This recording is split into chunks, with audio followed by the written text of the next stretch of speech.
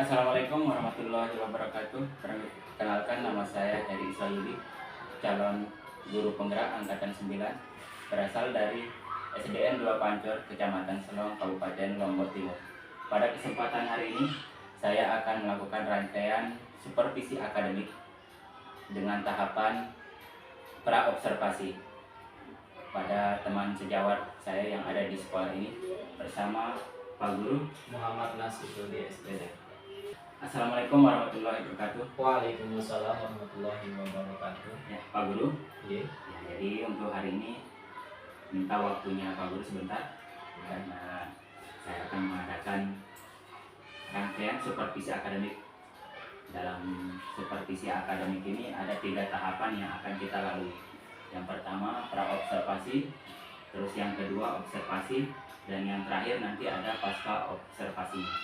Dalam kesempatan ini saya akan melakukan pra-observasinya untuk Pak Guru, ya. Silakan. Ya, Pak Guru, untuk tujuan pembelajaran, tujuan pembelajaran yang Pak Guru akan sampaikan besok seperti apa? Oke, jadi untuk tujuan pembelajaran yang akan kami sampaikan untuk pelajaran atau observasi untuk besok itu ada 2. Yang pertama, siswa mampu memahami hadis tentang sholat berjamaah. Itu yang pertama, yaitu memahami hadis tentang sholat berjamaah. Yang kedua, yaitu siswa mampu praktek ibadah sholat. Jadi 2 ini tujuan pembelajaran yang akan kami sampaikan atau 7 untuk kegiatan observasi besok. Di dalam 2 tujuan ini, kira-kira pengembangan apa yang mana yang Bapak Guru akan kembangkan di 2 tujuan ini? Oke, sesuai dengan tujuan pembelajaran. Jadi apa yang saya kembangkan dari tujuan pembelajaran ini ada 2. Yang pertama, pengetahuannya sesuai dengan tujuan pembelajaran kita, yaitu siswa mampu memahami. Jadi pengetahuan siswa, mereka mampu memahami hadis tentang sholat berjamaah. Dan apa yang saya kembangkan yang kedua, yaitu siswa itu mampu nanti untuk praktik sholat, ibadah sholat, baik sholat yang wajib maupun yang sunnah. Tetapi di sini nanti kita akan tekankan untuk ibadah sholatnya secara umum dulu. Dan itu saja untuk yang akan kami tegaskan, yaitu pengetahuan sekali lagi, dan yang kedua adalah praktiknya. Ya, jadi saya sini menangkap ada 2 ya yang akan Pak Guru kembangkan dalam pembelajaran yang besok. Yang pertama pengetahuannya tentang hadis sholatnya maupun praktiknya. Ya. Terus yang kedua praktik, ya. Di sini ada praktik. Nah, kira-kira dalam mencapai pengembangan yang besok, strategi yang Pak Guru siapkan itu seperti apa untuk pembelajaran yang besok? Oke, untuk strategi sekali lagi saya mengacu pada tujuan pembelajaran secara umumnya ya. Ya, kalau untuk memahami ini nanti kita akan memakai pembelajaran yang berdiferensiasi, ya, dimana sesuai dengan kebutuhan, bakat atau minat siswa. Ya, dimana gaya belajar siswa itu kan ada 3 yang kemarin yang sudah kita ketahui, baik yang pakai kinestetik, auditori maupun visual. Nanti anak-anak yang suka melihat gambar itu nanti kita akan berikan visual atau bentuk gambaran atau bentuk praktik sholatnya. Begitu kan seterusnya. Yaitu strategi saya yang akan saya sampaikan. Yang pertama mungkin saya pakai untuk anak-anak memahami ini mungkin dari awalnya ceramah, dalam artian tidak terlalu banyak ya untuk ceramahnya. Artinya menjelaskan bahwa apa itu sholat berjamaah, dan setelah itulah baru kita akan memberikan membagi tugas atau membagi kelompok sesuai dengan gaya belajarnya. Ya, jadi di sini saya menangkap apa yang Pak Guru sampaikan. Untuk strateginya nanti Pak Guru menggunakan pembelajaran yang berdiferensiasi, Ya. dengan memenuhi kebutuhan gaya belajar anak. Terus metodenya tadi yang saya dengar juga ceramah, ya. Ceramah, terus sesuai dengan tujuan juga di sini ada metode praktik, ya. Nanti praktiknya ada. Ya. Nah, kira-kira dalam menjalankan pengembangan yang besok, strategi yang besok, kira-kira nih dari Pak Guru ya, apa kendala yang dalam penerapan besok dalam pelajaran, kendalanya Pak Guru kira-kira apa? Oke, untuk kendalanya sebenarnya karena belum kita lalui, artinya kendalanya udah kita tahu juga, dimana kita membutuhkan waktu yang lebih untuk mempersiapkan. Itu yang pertama, kita harus press otak kita untuk menyiapkannya, karena dimana kalau kita tidak mempersiapkan pembelajaran kita itu, ketika masuk kelas itu sudah kadang-kadang down otak kita karena tidak kita siapkan. Itu yang pertama. Yang kedua, untuk kendalanya dimana seandainya kita tidak melakukan observasi beberapa pembelajaran ini, mungkin untuk feedback untuk anak itu, artinya yang didapatkan dari apa yang kita sampaikan karena belum siap, itu mereka dapatnya sedikit, artinya tidak memuaskan. Itu saja mungkin kendala yang dua itu. Jadi kendalanya Pak Guru di sini waktu ya, tentang persiapan Ya. atau perencanaan dalam menyampaikan materi yang besok. Nah, dari kendala yang Pak Guru sampaikan tadi, kira-kira apa yang akan Pak Guru lakukan untuk menghadapi kendala Oke. solusinya? Karena kita sudah tahu kendalanya, tentu kita akan mencari solusinya. Yang pertama, dari kendala waktu itu, makanya kita akan jauh-jauh hari untuk mempersiapkannya. Artinya kita tidak mepet waktunya ke belakang gitu kita. Artinya kita harus menyiapkan jauh-jauh hari. Kita harus memiliki plan gitu. Jangan sampai ketika ingin satu hari kita laksanakan observasi itu kita siapkan, maka itu akan membuat kita sulit nanti untuk membuat perencanaan tersebut. Maka kita harus jauh-jauh hari. Begitupun yang selanjutnya sama ya, untuk solusinya yang kedua juga, nanti untuk anak yang didapatkan kurang, artinya kita harus menyiapkan dengan sehebat mungkin lah, artinya kita sudah siap untuk mengajar anak. Ya itu saja. Terima kasih Pak Ustadz ya, atau Pak Guru Mas. Jadi kendala yang Pak Guru di sini sampaikan bisa teratasi dengan persiapan yang lebih matang. Ya. Itu ya, kurang lebih seperti itu. Nah, kira-kira nih kapan pelaksanaan Bapak akan melakukan observasinya? Oke, sesuai dengan tanggal atau jadwal mengajar siang di kelas 3 ya. Itu ada dua kelas, di kelas 3 itu kelas 3A dan B, namun yang ambil di kelas 3B ya, yaitu hari Senin tanggal 12 Februari ini. Jadi Bapak akan melakukan observasinya di tanggal 12 Februari hari Senin ya, di kelas 3. Nah, boleh saya memantau besok untuk observasi? Silakan Pak ya, dengan senang hati, karena dengan pemantauan itu kan kita bisa observasi diri kita juga, menilai diri kita. Terima kasih Pak Nas. Jadi di sini dari apa yang kita sudah lalui tadi, pra observasinya, perasaan Bapak setelah kita melakukan pra observasi ini seperti apa? Alhamdulillah ya, dengan kegiatan ini saya merasa terbantu gitu. Bukan karena ada yang mau menilai kita, artinya itu akan menjadi artinya penilaian kita sendiri. Kita akan tahu kekurangan kita akan tahu mana yang harus kita persiapkan. Nah, jadi dari pra observasi ini kita tahu bahwa pembelajaran ini kita harus siapkan ini dan seterusnya.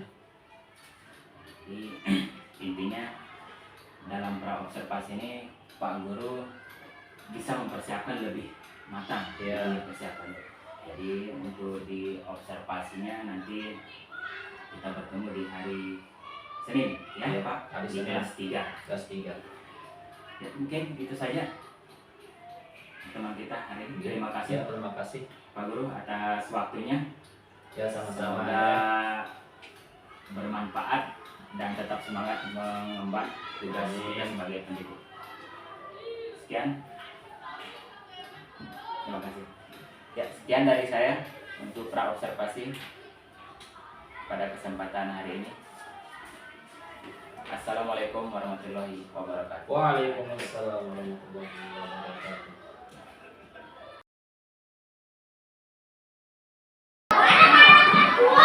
Assalamualaikum warahmatullahi wabarakatuh.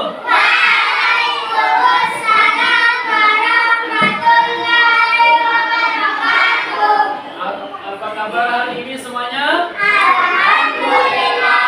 Luar biasa. Tetap semangat. Allah.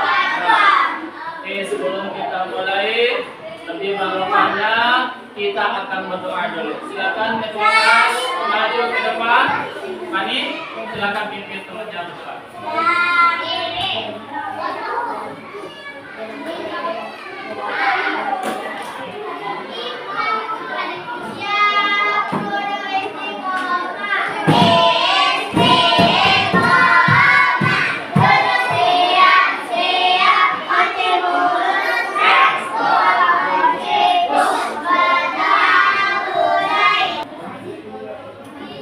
Oke, sebelum kita mulai belajar, Pak Guru mau absen dulu. Ada yang tidak masuk namanya? Siapa? Opa Nasir. Siapa juga? Yarida. Dia kenapa temannya Opa Nasir? Iya, keluarga. Oke, Opa Nasir izin.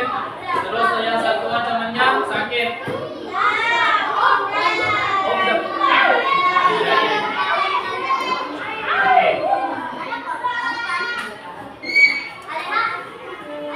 Oke, sebelum kita mulai kita tepuk-tepuk dulu stretching dulu ya. Tepuk 1, yes. Tepuk 2, oke.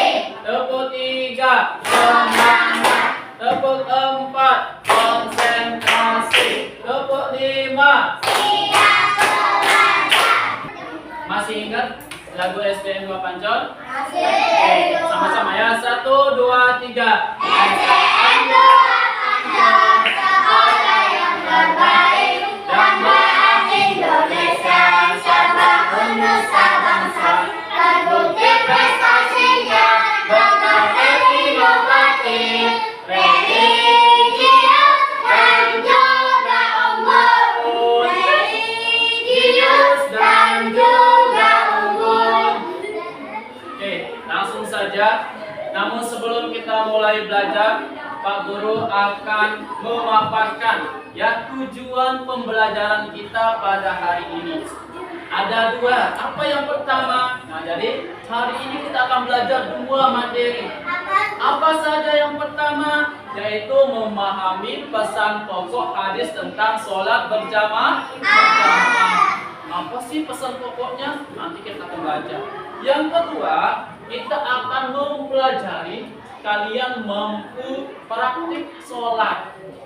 Ya, oke, itu saja dua. Kemudian nanti sesuai dengan gaya belajar yang sudah kalian ambil atau sesuai dengan gaya belajar kalian, nanti kelompok itu yaitu yang kelompok visual, nanti Pak Guru akan bagikan gambar. Dan kelompok ini yang auditory, yaitu sukanya mendengarkan, nanti ada video kalian akan tonton. Begitupun yang ini yang kinestetik, yang sukanya langsung praktik, nanti ada gambar juga, tetapi kalian akan mempraktikkan langsung. Ya, praktik sholat. Oke, kita mulai yang pertama. Namun sebelum itu, masih ingat hadis tentang sholat berjamaah? Masih hafal? Oke, yang sudah hafal kita sama-sama, yang belum hafal silakan dibuka bukunya juga boleh ya. Bismillahirrahmanirrahim. Sholatul jamaati tabdulu sholatal fardhi bisab'in wa isrina darajah. Ada tahu artinya? Enggak ada? Ya, yang artinya sholat berjamaah itu lebih baik dari sholat sendiri. Oke, yang pertama sekarang aku mau dengarkan kalian. Ada yang sudah sholat subuh tadi? Yang sholat subuh angkat tangan tadi, yang sholat subuh. Yang sholat subuh, berarti yang nggak angkat tangan. Oke, balikannya sekarang yang tidak sholat subuh, yang tadi, yang tidak sholat subuh. Ya, jujur nggak apa-apa ya. 1, 2, 3 orang, 4 orang tidak sholat subuh. Ya oke. Sekali lagi Pak Guru nasihati ya. Sholat itu hukumnya apa? Wajib. Wajib itu harus dikerjakan. Kalau tidak dikerjakan, mendapat dosa. Nah, ya pintar anak Pak Guru kan. Oke, sekarang langsung dibuka materinya. Halaman dibuka ya. Bab 5. 143 dibuka. 148. Oke, 148 sudah? Oke. Di sana ada asbabul wurud, hadis tentang sholat berjamaah. Ada yang tahu asbabul wurud? Asbabul wurud itu artinya sebab turunnya hadis.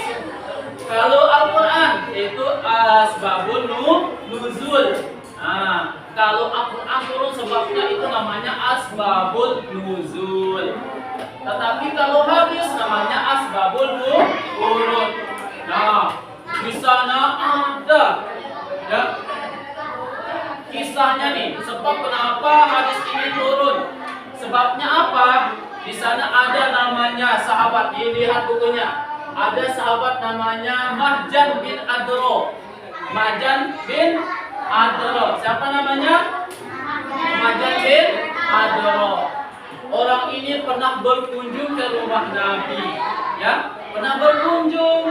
Kemudian saat berkunjung sudah iqamah, Allahu Akbar dan seterusnya. Lalu Nabi Muhammad bergegas langsung ke masjid untuk sholat berjamaah. Sedangkan Mahjan ini tidak ikut sholat. Dan selesai Nabi sholat, kembalilah Nabi.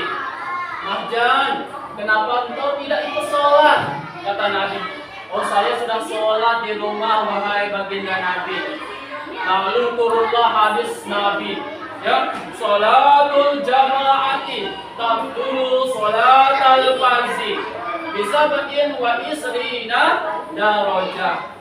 Artinya, wahai Mahjan, sholat berjamaah lebih utama, lebih besar pahalanya, 27 derajat. Kalian sholat sendirian di masjid, di rumah, kalian sholat di masjid, itu pahalanya lebih gede, lebih besar, 27 kali ini. Misal, siapa namanya nih? Abdan sholat 27 kali di rumah sendirian. Kemudian Opa Nasir, Opa Rosyadi sholat sekali berjamaah di masjid, sama pahalanya. Meskipun Abdan 47 kali dia sholat subuh, sholat subuh 27 kali. Ini tapi dia sendirian. Tetapi kalau Opa Rosyadi sholat di masjid, bahkan jadi imam bisa. Sholat berjamaah pahalanya sama 27. Yang ini satu dapatnya. Ya, itu besar pahalanya. Ya, itu sebab diturunkannya hadis tersebut. Ada yang tahu? Coba Pak Guru dengar dulu. Apa sebabnya turun? Ada seorang namanya Mahjan pergi ke rumah Rasul. Nah, itu yang pertama. Yang kedua, kita lanjut pesan pokok hadis sholat berjamaah. Apa sih pesan pokoknya? Apa itu pesan pokok? Ya? Nasihat, ilmu yang akan disampaikan, itu namanya pesan pokok nasihat. Apa saja? Coba dilihat 148 bukunya dibuka. 148. Nah, coba Pak Guru minta bacakan Abdan yang poin A. Pesan pokok hadis sholat berjamaah yang poin A apa? Nah, sholat sebaiknya dilakukan dengan cara berjamaah. Apa yang pertama? Kaki? Gali. Salih. Apa yang pertama salih? Apa yang pertama tadi dibacakan Abdan? Sebaiknya pertama ya, sholat sebaiknya dilakukan dengan cara berjamaah. Yang kedua, puasa. Coba bacakan Pak Guru yang kedua.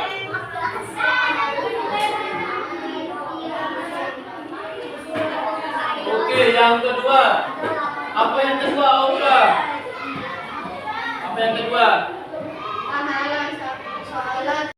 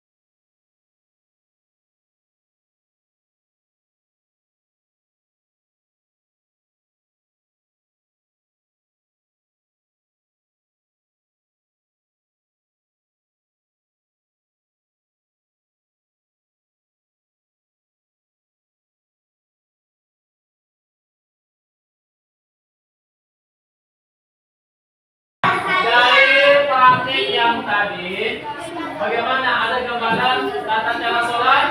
Ada? Oke, aku mau tanya yang Bapak ini dulu. Coba bacakan Pak Guru niat sholat zuhur. Sama-sama. 1, 2, 3.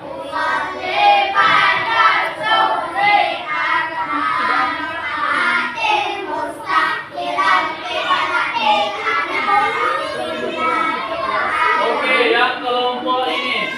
Ya, coba bacakan Pak Guru doa ketika rukuk. 1, 2, 3.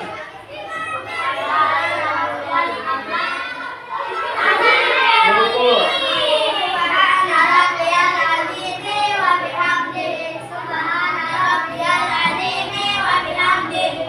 Oke, cukup. Yang kelompok ini coba bacakan Pak Guru doa sujud. Ini nemu.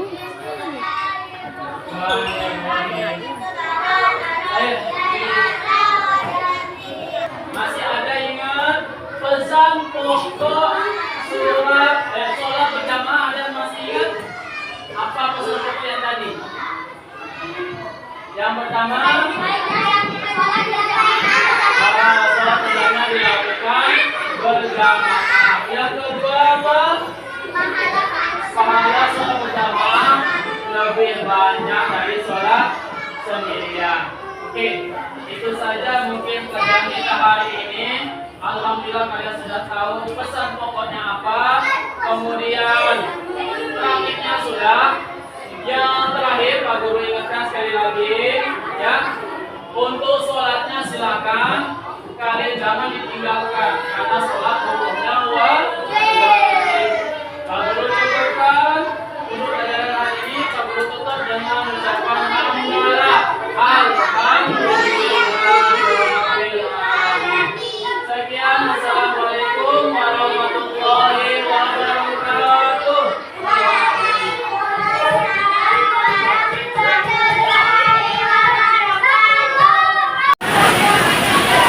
Assalamualaikum Pak Ustaz.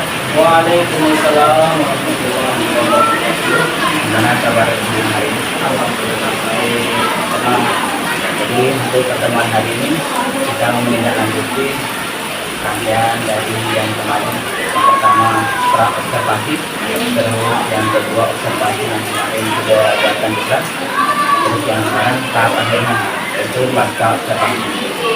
Langsung saja Ustaz ya, silakan. Ya, untuk yang kemarin gimana? Perasaan Pak Ustaz setelah melakukan pembelajaran yang kemarin? Ya alhamdulillah perasaan saya ketika melakukan pembelajaran di kelas sesuai dengan apa yang kita lakukan dengan observasi maupun perannya itu perasaan saya baik, bagus dan lebih enak ya ngajarnya, karena sebelumnya kalau tidak ada peran itu artinya kita tidak memiliki bahan itu, artinya perencanaan. Dengan adanya observasi kemarin itu membantu saya dan perasaan saya senang. Terus yang saat proses pembelajaran yang kemarin yang Pak Ustadz rencanakan baik dari awalnya dari kegiatan intinya, menurut Pak Ustadz nih apakah sudah sesuai? Ya, kalau kita bilang sesuai, cuma ada kekurangan yang saya lihat. Ya, kalau melalui dengan prosedur apa yang saya rencanakan dari awal itu sudah sesuai berjalan dengan lancar. Ya, meskipun yang kita lihat dalam pelaksanaan ini mungkin ada kekurangan sedikit lah, tetapi saya yakin sudah sesuai dengan apa yang saya rencanakan. Kalau boleh, harapan yang kemarin itu sudah merasa puas tidak tentang pembelajaran yang sudah dikerjakan yang kemarin? Ya tentu kalau perasaan puas sampai saat ini saya terus tidak merasa puas, artinya saya ingin melakukan pembelajaran yang tetap berfokus pada anak, kemudian membuat anak lebih nyaman, senang ketika belajar. Jadi mungkin kalau kita sebagai manusia dalam proses pembelajaran kalau ada proses belajar, ketika kepuasan itu mungkin itu puas dalam artian masih belum ya, puasnya tidak sampai 100%. Lalu seperti yang saya katakan, puasnya tidak sampai 100%. Kalau Pak Ustadz katakan dari angka sebelumnya sampai 100, pembelajaran yang Pak Ustadz lakukan yang kemarin itu berada di angka berapa kisarannya? Ya, sebenarnya sih yang nilai bukan saya, tapi mungkin nilai yang saya tetapkan pribadi dari angka 10 ya, 10 sampai 100, karena melihat apa yang sedang saya usahakan dari awal, perencanaannya sudah jelas, juga materi sudah kita lakukan dan juga materi sudah terlaksana, ya saya mungkin ambil 70% aja ya, karena sudah ya untuk materinya sudah jelas. 70%. Target Pak Ustadz berapa persen? Ya kalau target kan kita pasti target yang paling tinggi gitu ya, realistisnya ya 90 lah. Nah, untuk mencapai 90, target yang 90 itu kira-kira apa yang Pak Ustadz perlu lakukan? Nah, untuk mencapai target yang dari awalnya 70 kemarin yang kita hasilkan maunya sampai 90 target kita, tentu kita harus melihat kekurangan dari pembelajaran kita dulu. Masalahnya apa? Ya kalau sudah tahu masalahnya, kita akan cari solusinya. Nah, kita tahu solusinya baru kita laksanakan. Itu yang akan kita lakukan. Ya, kita cari masalahnya dulu, apa kekurangan pembelajaran yang kita lakukan, baik tahap awal sampai akhir itu kita harus cari tahu solusi kekurangan kita. Bahkan Pak Ustadz katakan mengetahui salahnya dulu.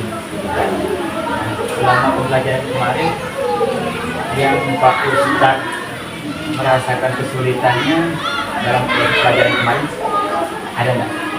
Ya untuk masalah kesulitan yang kemarin? Yang saya lihat memang ada ya, tentu ada masalah yang kita temui. Pertama mungkin untuk kondisikan anak gitu ya. Tentu karena namanya anak-anak masih apalagi kelas bawah itu agak sulit kita mengkondusifkan supaya tenang dalam belajar. Ya tentu mas yang dalam hal itu masalah ini tentu kita akan belajar. Ya kita akan perbaiki, tentunya mungkin akan melakukan usaha berbentuk pembelajaran yang lebih menyenangkan lagi. Artinya mungkin pakai model pembelajaran yang enggak itu monoton itu aja. Itu ya Ustaz ya.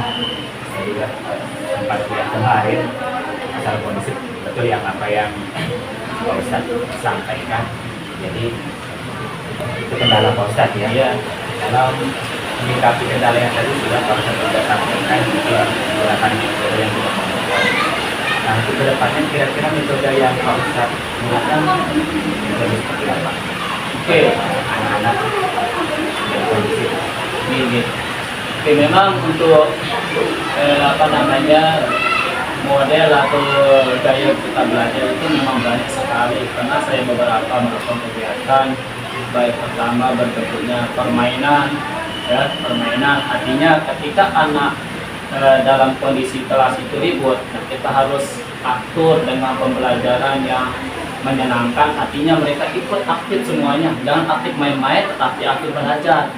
Bagaimana dengan cara permainan, tapi tetap diselipkan edukasinya ya, pembelajarannya, artinya belajar secara bermain sambil belajar ya.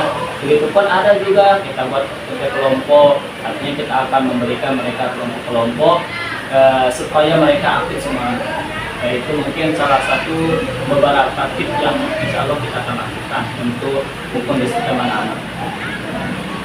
Dalam pembelajaran kemarin nih Ustaz, apa yang Pak Ustaz mau tingkatkan pembelajaran ke depannya? Ya, oke, untuk apa yang akan kita tingkatkan untuk pembelajarannya, yang pertama ya kita sudah biasa sebenarnya kita akan mengadakan piagam tersebut, pembelajaran aktif, kreatif, tapi dan menyenangkan. Itu yang pertama. Tentu yang kita inginkan itu memiliki beberapa rencana, apa yang harus kita siapkan, bagaimana teknisnya itu ya kita siapkan ya. Yang kedua, bagaimana membuat pembelajaran lebih aktif, lebih baik lagi ya. Tentu kita harus tahu melihat kondisi anak, bagaimana kondisi psikis anak, melihat kondisi gaya belajar anak, karena anak-anak ini nggak semuanya sama keinginannya ya. Seperti yang pernah saya lakukan juga, kalau anak yang sukanya di luar kelas, sudah di luar kelas kita lakukan. Kalau sukanya anak di perpustakaan. Nah, tapi kita sesuai dengan koridor ya, jangan sampai kita lepas dari prosedur yang berlaku di sekolah. Ya sebaik mungkin lah kita lakukan pembelajaran tersebut kepada anak. Terakhir nih Pak Ustaz, untuk pertemuan hari ini gimana perasaan Pak Ustaz kita melakukan pasca observasi? Ya, mulai dari rentetan observasi sampai akhirnya sampai ini, itu perasaan saya lega. Artinya apa yang sudah kita rencanakan dari awal, dari akhir sampai sekarang, itu membuat saya senang dan membuat saya ingin terus belajar. Dan saya pengen bukan hanya sekali saat ini gitu ya, mungkin kalau ada setiap bulan saya akan siap gitu untuk pembelajaran yang observasi kayak gini ya. Itu kan kita sudah belajar di paskanya, ada beberapa pertanyaan ini Pak Ustaz silakan, ini tentang pengembangan diri Pak Ustaz dalam kedepannya. Apakah ada rencana dalam diri Pak Ustaz untuk mengembangkan diri dalam belajar? tentu ya, untuk pengembangan diri itu tetap kita lakukan. Untuk yang pertama, untuk mungkin profesional kita sebagai guru ya, kita harus memahami apa tugas kita sebagai guru. Itu yang kedua, kita harus menarik diri kita, artinya kita harus mengacu bahwa kita adalah seorang guru, seorang pendidik. Kita harus memberikan contoh yang baik kepada anak-anak kita. Yang ketiga mungkin segi pembelajaran yang kita lakukan sekarang ini kan eranya digitalisasi. Nah, untuk itu saya terus dan senang bahkan ya untuk kegiatan Lokakarya, kegiatan PMO, kegiatan untuk webinar-webinar di PMM itu tetap saya ikuti. Kemarin pernah saya ikuti Lokakarya, PMM sudah mendapat sertifikat, dan kemarin di PMO di sekolah juga tetap kita ikuti pombel-pombel dan sebagainya. Dan itu yang terus saya ingin berpacu untuk diri saya supaya mengembangkan diri potensi yang ada pada diri kita.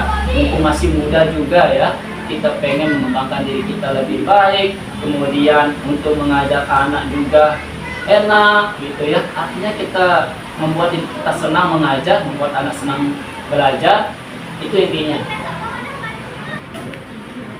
Terima kasih Pak Ustadz. Oh iya, sama-sama. Catatan kita hari ini, semangat terus. Siap. Ya, assalamualaikum. Waalaikumsalam warahmatullahi wabarakatuh.